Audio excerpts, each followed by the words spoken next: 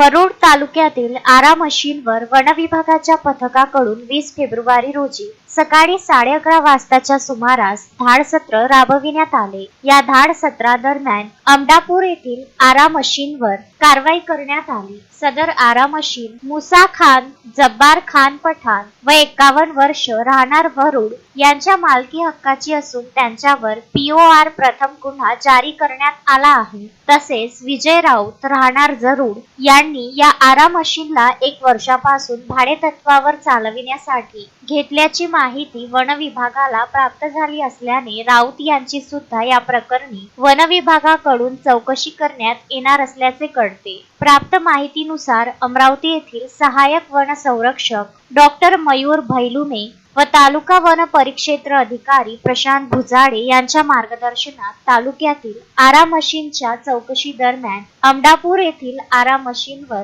एकूण अंदाजे 220 नग 31.416 घनमीटर अवैधरित्या लठ्ठा गोल लाकूड आढळून आले। सकाळी 11:30 वाजतापासून तर रात्री 7:30 वाजेपर्यंत या ठिकाणी अवैधरित्या सापडलेल्या 8 जात लाकडाची चौकशी करून मोजमाप करण्यात आले व पेनच्या सहाय्याने नंबरिंग करण्यात आले। यामध्ये जळाऊ लाकूड 2.50 घनमीटर, चिरांद लाकूड कटलेले 6.149 घनमीटर आढळून आले। संबंधित आरा मशिनीवर अवैधरित्या 8 जात लाकूड आढळून आल्याने मुसा खान जब्बार खान पठाण यांच्या उपस्थितीत घटनास्थळी पंचनामा करून एकूण 3,50,000चा मुद्देमाल जप्त करण्यात आला आहे।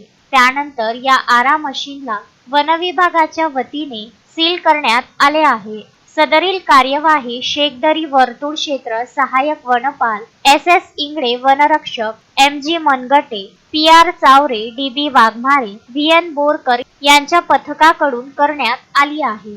तुषार अकर्ते, विदर्भ न्यूज, वरुड।